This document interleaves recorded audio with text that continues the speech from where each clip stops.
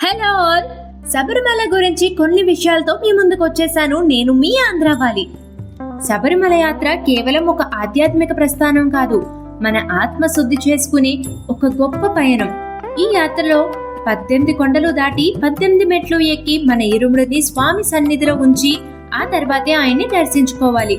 కానీ ఈ 18 కొండల వెనుక ఉన్న అర్థం, ఆసక్తికరమైన కథ తెలుసుకోవాలంటే ముందుగా అష్టాదశ దేవతల గురించి తెలుసుకోవాలి. ఈ యాత్రలో ప్రతి కొండ ఒక దేవతకు ప్రాతినిధ్యం చేస్తుంది. అందుకే 18 కొండలని అష్టాదశ శక్తులు అని కూడా అంటారు. ప్రతి దేవత మనకు ఒక పాఠం చెబుతుంది, మన భక్తి ప్రయాణానికి ఒక దిశ చూపుతుంది. 1. గణపతి, సర్వ విఘ్నాలను తొలగించే శక్తి. 2. దుర్గాదేవి, శక్తి, ధైర్యానికి ప్రతీక. 3. శివుడు, సత్యం, వైరాగ్యం, శాంతికి ప్రతీక. మహావిష్ణువు, క్షమ, స్థిరత్వం, శాంతి ప్రసాదకుడు. సరస్వతీదేవి, జ్ఞానానికి, విద్యకు మూర్తి. సుబ్రహ్మణ్య స్వామి, ధైర్యం, లక్ష్య సాధనానికి మార్గదర్శి. ఆంజనేయ స్వామి, సేవ, భక్తి, శక్తికి ప్రతీక.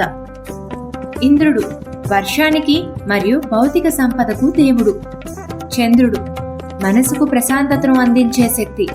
సూర్యుడు, జ్ఞానానికి మరియు శక్తికి ప్రతీక. అగ్నిదేవుడు, శుద్ధికి మరియు శక్తికి మూర్తి. వాయుదేవుడు, ప్రాణవాయువుకు ప్రతీక. కుబేరుడు, సంపద మరియు ఐశ్వర్యానికి దేవుడు. వరుణుడు, నీటి శక్తికి దేవత. యమధర్మరాజు, ధర్మానికి మరియు న్యాయానికి ప్రతీక. నాగదేవత, రహస్య శక్తి మరియు క్షమశీలతకు ప్రతీక. ప్రకృతి దేవత అంటే భూమాత, భూమికి సహనం మరియు పోషణకు ప్రతీక. అయ్యప్ప స్వామి, సమతత్వానికి, శాంతికి, భక్తికి మూర్తి. ఇలా అష్టాదశ శక్తుల సహాయంతో 18 కొండలు దాటుకుంటూ శబరిమల చేరుకోగానే అయ్యప్ప స్వామి నామస్మరణతో ఆ ప్రదేశం అంతా మారుమోగుతోంది. ఆలయానికి చేరుకున్న వారిలో కేవలం అయ్యప్ప స్వామి మాల వేసి ఇరుముడితో వచ్చిన వారికి మాత్రమే 18 బంగారు మెట్ల నుంచి వెళ్లేందుకు అనుమతిస్తారు.